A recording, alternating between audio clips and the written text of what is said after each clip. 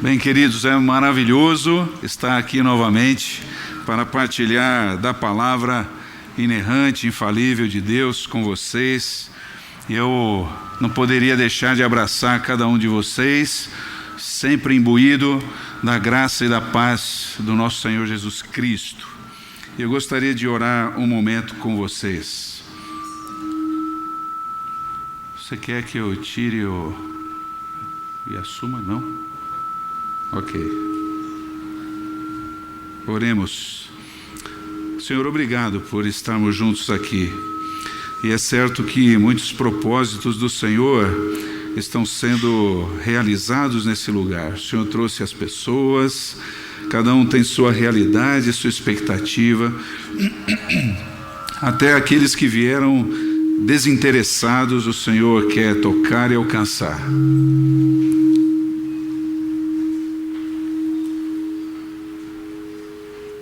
Eu peço de todo o coração que o Senhor atue e toque em cada um conforme sua vontade, que seja feito o milagre desta palavra se transformar em vida em nós, respondendo questionamentos, falando ao nosso coração, nos confrontando da maneira que só o Senhor sabe fazer, com amor e graça. É o que eu peço em nome de Jesus, Senhor. Amém? Muito bem.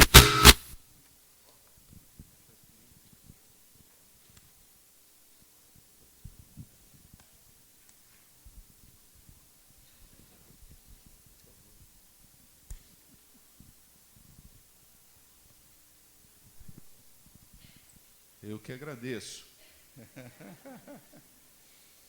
Muito bem, deixe me localizar aqui.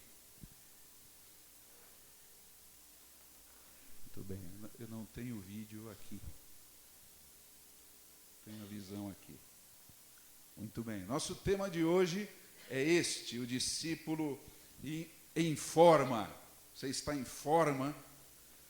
Bom, daqui a pouco gostaria que você apontasse. Eu vou projetar duas imagens aqui. Qual delas retrata um atleta profissional? Vou daqui a pouco mostrar as duas. Peço que você aponte aí com a pessoa ao seu lado qual dos dois representa um atleta profissional. Mas eu peço, por favor, que você mantenha a autocrítica e não fique apontando para ninguém quando as imagens aparecerem, tá bom? Prometem? Vamos lá. Estão aí.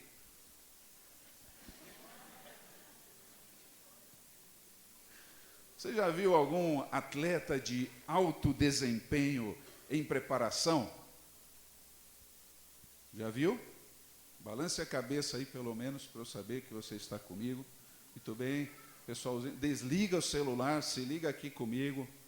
Aí, beleza. Obrigado. Você vai perceber que nenhum desse tipo de atleta, nenhum deles acaba deixando esta barriguinha que aparece aí, tentando, bom, eu vou tirar essa barriguinha quando chegar mais perto da temporada. Então, quando for se aproximando o momento de eu participar de jogos de novo, eu vou trabalhar com essa barriguinha. Não, nenhum atleta que queira alcançar resultados significativos vai se portar assim. E é interessante que existe um texto no Novo Testamento, um texto bíblico, que compara o discipulado de Jesus à vida de um atleta de alto desempenho, que participa de uma estressante temporada de maratonas. E estamos falando do texto de Hebreus, capítulo 12, versos 1 e 2. Se você tiver sua Bíblia, pode abri-la, por favor. Você vai perceber que este atleta precisa ter preparação constante, minuciosa. Não existe tempo de férias para a corrida da fé, como você vai poder ver daqui a pouco. Portanto, quero lhes propor que o atleta atuante precisa manter preparo constante. O atleta atuante precisa manter preparo constante. Dá para você falar essa frase para a pessoa que está ao seu lado, por favor? Se você não gostar dessa pessoa, brigou com ela, pode mudar de lugar. Se você não quiser falar também, tudo bem, fique tranquilo.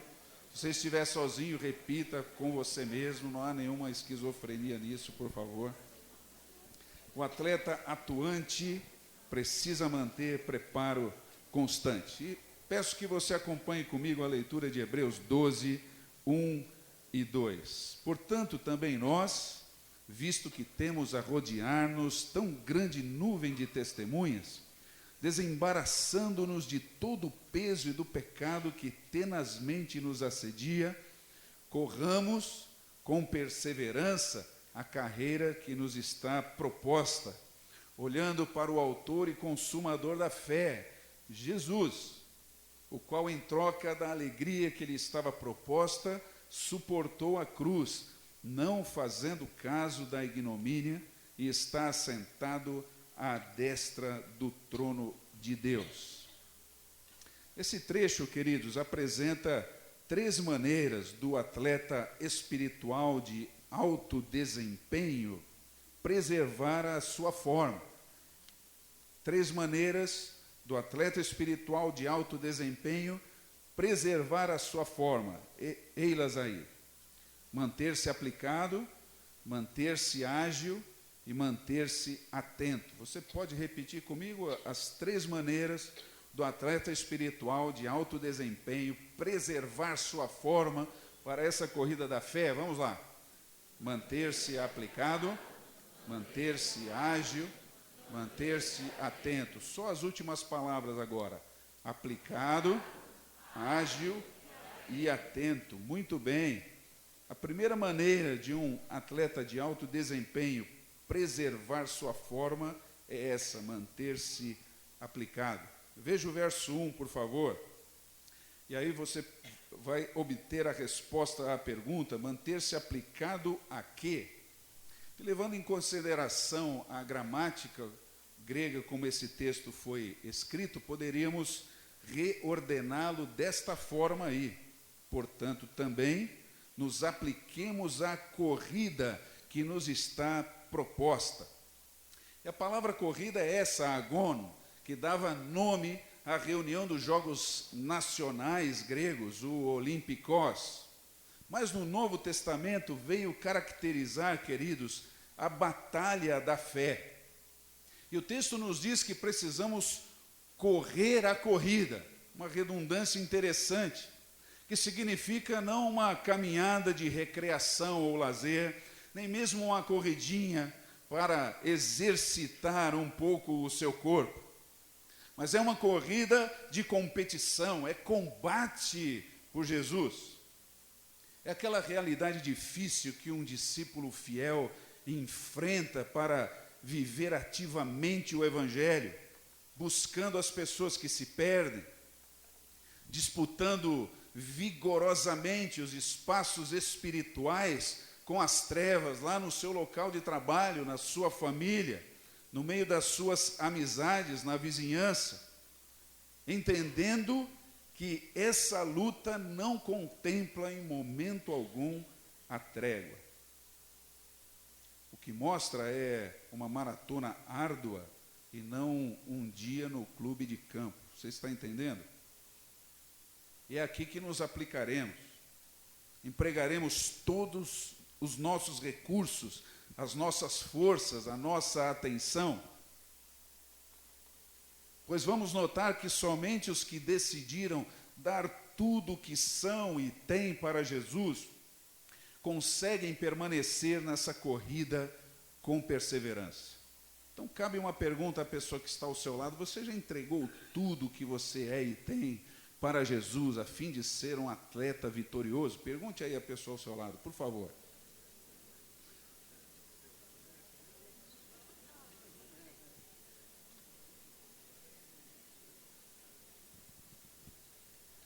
É interessante que os irmãos para os quais a carta foi escrita careciam mesmo de uma atitude de perseverança, uma atitude aplicada para a vivência da fé.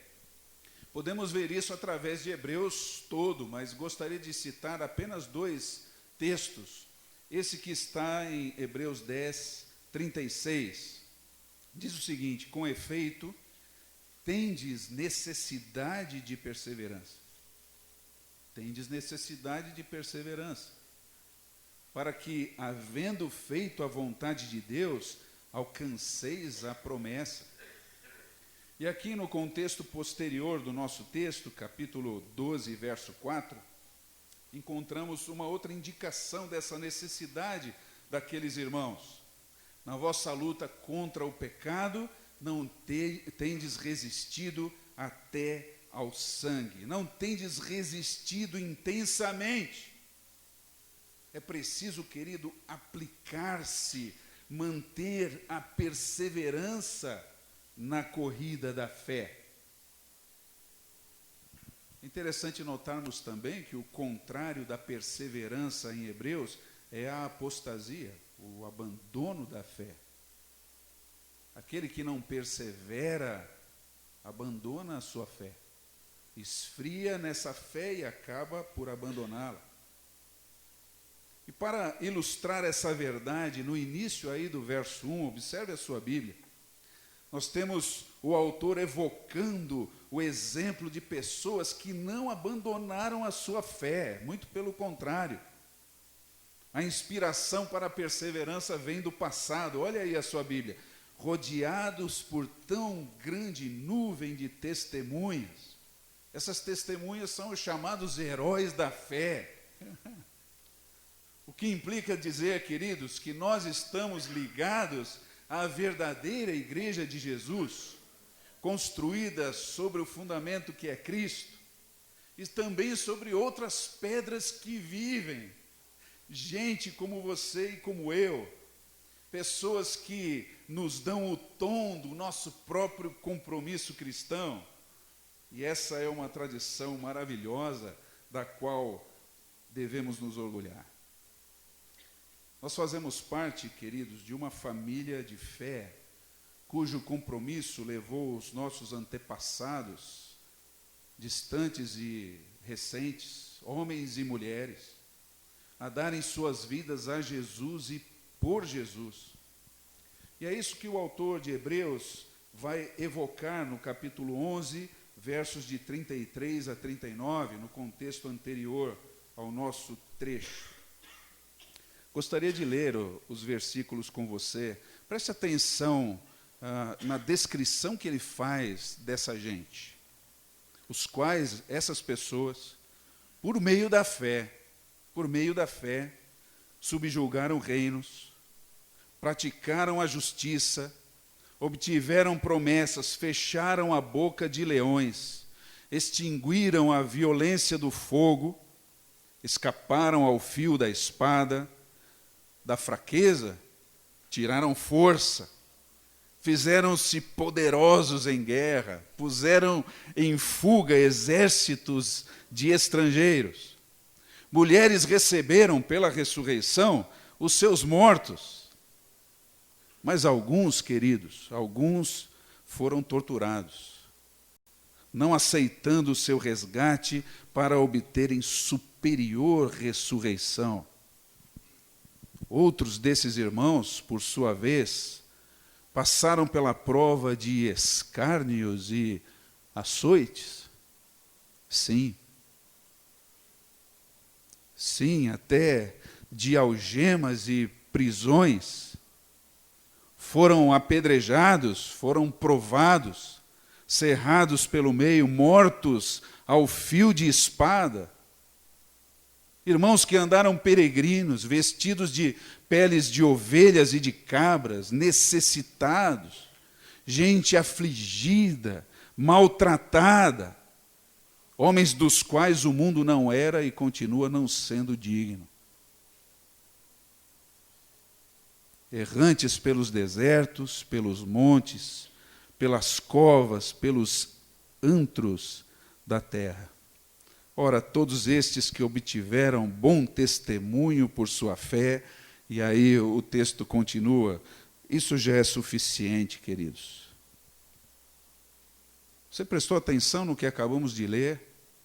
Isso indica que você está usufruindo de um legado de fé real, trazido até você e a mim, hoje, pelo amor e pela dor do sacrifício de gente de carne e osso como você. Gente que também tinha família, pessoas que tinham sonhos, anseios, mas nada maior do que o desejo de agradarem a Cristo e demonstrarem de maneira prática o seu amor ao próximo. Louvado seja o seu nome. Diante disso, convido você a pensar como você tem se aplicado à sua corrida da fé.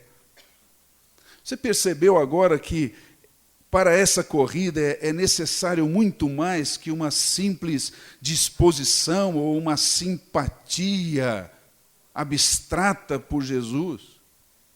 É mais do que sentir-se bem, que é necessário aplicar-se como um atleta espiritual de alto desempenho. Você está entendendo isso agora?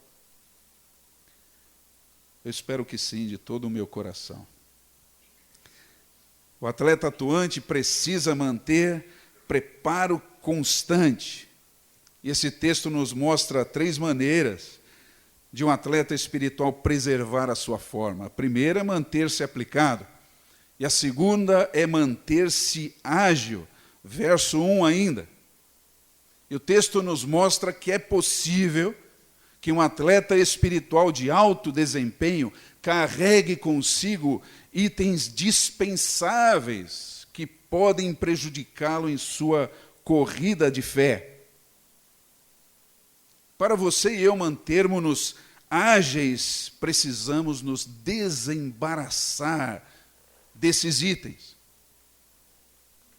Esse desembaraço aqui, ou desembaraçar-se, é um verbo muito usado no Novo Testamento para distinguir coisas, ou mesmo, distinguir o ato de jogar fora coisas que nos pesam na alma, no coração, coisas que não têm mais a ver com a vida do discípulo de Jesus.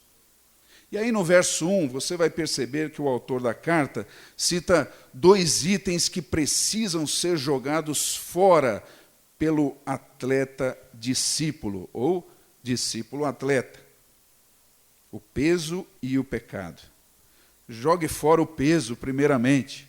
Para que você se mantenha ágil, é preciso jogar fora o peso. E gosto muito como Charles Wright explica este peso. É tudo o que impede você de ser vencedor. E aqui, queridos, estamos diante da entrega de situações, de relacionamentos que nos pesam, de sonhos pesados demais na carreira da fé, projeções, planejamentos do presente e do futuro, jeitos de pensar, visões até acerca do seu próprio valor pessoal, que, embora não sejam pecado em si mesmos, têm retido sua atenção até o ponto de prejudicar a sua corrida da fé, o seu relacionamento com Deus. Tem feito a sua alma ser pesada, vai drenando sua força de testemunho ativo diante das pessoas que necessitam de Jesus. Bem, se você ainda não entendeu, deixe-me ilustrar o que seria esse peso. Imagine você correndo com esse peso aí. Você se sentiu já assim alguma vez? Correndo com um peso desse tamanho? Será que é possível? Tem mais outra ilustração. Por favor, não pense que estou chamando você de mula. Não é isso. É só uma ilustração. Para esta mula, esse peso todo não faz qualquer diferença. Você está percebendo? Ela está lá, tranquila. A não ser que ela realmente esteja imbuída do desejo de entregar todos esses pacotes aí. Na fé é a mesma coisa. Esse peso na sua vida não lhe causa nenhum dano, a não ser que você deseje vencer na sua corrida da fé. Se você deseja vencer, esses pesos farão grande diferença. Jogue fora, livre-se desse peso. Dá para você virar para a pessoa do lado e dizer, e o peso aí? Tá? Jogue fora o peso, vamos. Jogue fora. Já o segundo item citado pelo autor de Hebreus, que precisa ser jogado fora pelo discípulo, o atleta, é esse aí. Jogue fora o pecado. E o texto diz, observe aí o verso 1, que esse pecado assedia tenazmente. O pecado pretende, queridos, nos envolver e aprisionar o tempo todo, com o objetivo de nos colocar fora da corrida da fé. E o campo de influência desse pecado é muito grande, mas a origem sempre é no mundo interior. É lá dentro que as coisas acontecem. E a tendência de práticas fora da vontade de Deus, queridos, é isto e não outra coisa. É insensibilizar o nosso discernimento, levando-nos a abrandar os padrões que norteiam a nossa corrida da fé, o que torna o nosso compromisso com Deus também relativo e cheio de concessões ao eu caído. Deixe-me dar alguns exemplos. Aquela capacidade que nós desenvolvemos de não nos sensibilizarmos mais com alguns erros que cometemos, com alguns pecados que povoam a nossa alma. A maneira como nos tornamos insensíveis diante de imagens da TV, na internet, diante de algumas conversas. Pecado que assedia tenazmente. Passamos a não chorar mais por um mau pensamento que acalentamos e sabemos que é contra Deus. Insensíveis. Não choramos mais pelo caminho errado que escolhemos, pelo usufruto de alguém em favor pessoal, pela tremenda força emocional que fazemos para a manutenção desse eu acima de outras pessoas. Na sua luta contra o pecado, você não tem resistido até ao sangue. Não tem sido perseverante o suficiente. E eu e Alice gostamos bastante de reciclar lixo em casa. Não sei se você faz isso também. Se não faz, deveria. É uma ação cidadã. E lá nós vamos reunindo tudo aquilo dentro de sacolas que vão se avolumando num canto da casa. Aí nós pegamos todas aquelas sacolas e transferimos para o porta-malas do carro. E é muito comum a gente precisar colocar alguma coisa nesse porta-mala e quando abrimos está lá lotado de lixo reciclado, ou reciclável. O que eu estou tentando mostrar com isso, queridos, é que não podemos simplesmente relocar o peso e o pecado. É necessário termos uma estratégia diária, clara, continuada, de descarte do lixo interior.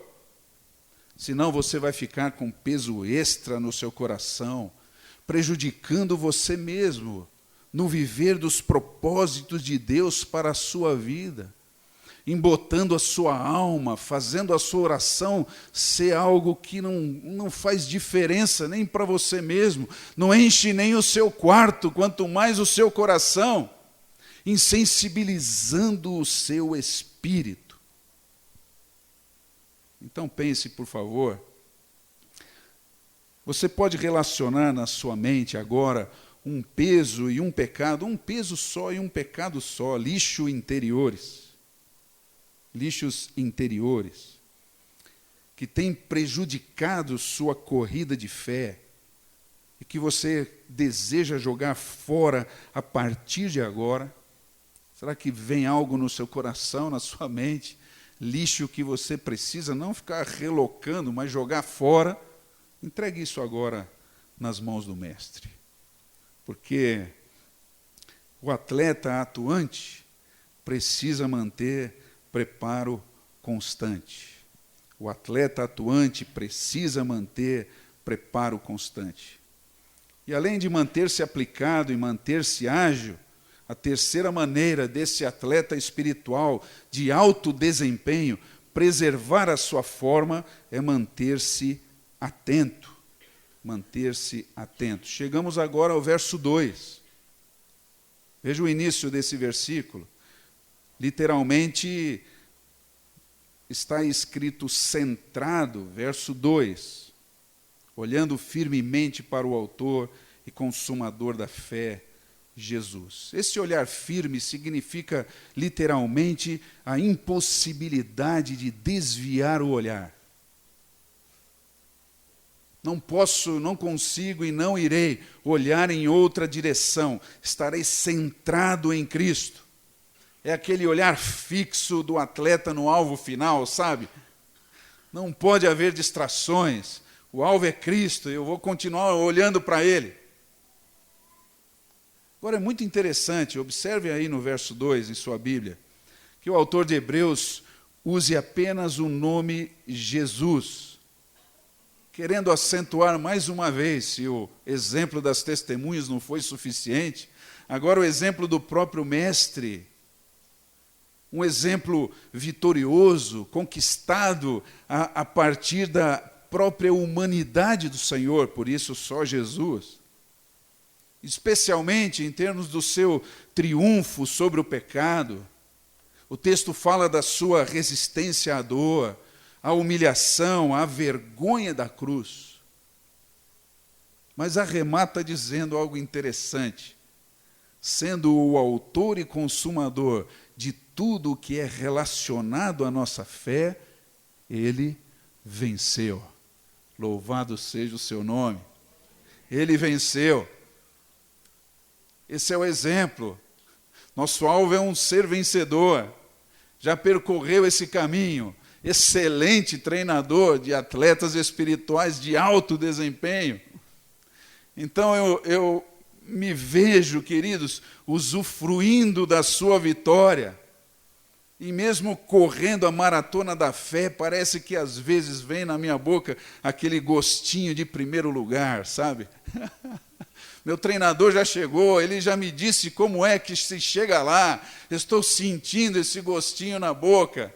Se ele venceu por ele, eu também vencerei. É preciso que você continue olhando firmemente para o Mestre, querido. E corra, continue correndo. Está aí o seu exemplo. E quando estamos centrados no exemplo maior, nós não temos tempo para desistir, dando lugar ao cansaço. Eu não estou conseguindo mais correr, estou exausto nessa correria da fé. Ou talvez dar lugar a um desânimo, que é a perda da esperança próprio ou própria de quem abandonou a perseverança como padrão de vida cristã, embaraçando-se com pesos e práticas de pecado, deixando-se dominar pelo seu próprio orgulho, que o torna centrado em si mesmo e não em Jesus. Portanto, querido, não existe tempo de férias para a corrida da fé. Por isso, o atleta atuante precisa manter preparo constante. Você foi chamado por Cristo para vencer, mas é preciso fazer a sua parte. Ele já percorreu e com vitória ele tem vivido na sua eternidade, influenciado nesse mundo. E a nossa história de fé são os nossos irmãos e ele mesmo apontando o caminho da vitória. Mas é preciso que você tome posse dessas três maneiras de ser, do jeito de ser de um atleta espiritual que quer preservar a sua forma. E mantenha-se aplicado. Aplique o seu coração a essa corrida de fé. Mantenha-se ágil, jogue fora pesos e pecados. Abra mão disso. Não deixe que eles sejam só relocados para lá e para cá, mas que sejam expulsos, jogados fora mesmo. E, finalmente, mantenha-se atento naquilo que realmente precisa chamar a sua atenção. Você não pode ficar atento à Igreja Batista, nem às pessoas que estão lá, nem na igreja onde você vai, nem a pastores e líderes. O seu alvo é Jesus. Só Ele venceu. Só Ele sabe como chegar lá. Ele é aquele que está ao redor da gente gritando: isso, filho, uma passada mais larga. Isso, estufa o peito, respira, cabeça para frente. Não se deixe abater. Eu venci e você também vai vencer. Se coloque nas minhas mãos, faça a sua parte. Entenda que essa correria ou essa corrida é exigente, mas já está destinada a vitória a você. Muito bem, queridos. Precisamos orar diante disso. Senhor, obrigado porque a sua palavra nos coloca diante de realidades espirituais que nem sempre vivemos. Não vivemos porque não cumprimos a sua palavra. Esse círculo vicioso precisa acabar. Eu clamo por mim e pelos meus irmãos, que são chamados pelo Senhor nessa noite a serem atletas espirituais de alto desempenho. Que de uma maneira maravilhosa eles possam se dedicar a partir de hoje a manterem o seu coração aplicado, ágil e atento, trabalhando a sua própria fé, retirando pesos, jogando fora pecados, deixando que o seu espírito faça coisa nova de dentro para fora, abrindo mão de sonhos pessoais, de coisas que têm ocupado tanto o coração, e perceberem que estão aqui com um propósito espiritual maravilhoso. E quando desanimarmos, que possamos lembrar dos nossos irmãos que foram até o fim, mas que possamos lembrar do nosso treinador, o nosso mestre que venceu. E ligados a Ele, talvez a tristeza não passe imediatamente, mas temos a certeza pela sua palavra que a vitória conquistada por Cristo na cruz também é nossa vitória. E que andamos por essa vida cheios de luz, brilhando numa escuridão carente. Entendemos que as trevas continuam correndo celeremente, Senhor, e desejamos fazer frente a elas, no poder do nome do Senhor Jesus, no chamado como um atleta vitorioso, para arrancar das trevas pessoas preciosas que o Senhor ama, pelas quais o Senhor morreu. Faz de nós gente assim, Senhor, em nome de Jesus. Amém. Será que você pode dar um abraço no atleta ao seu lado, mesmo que ele não pareça meio atlético, mas ele é um atleta espiritual. Vamos viver isso.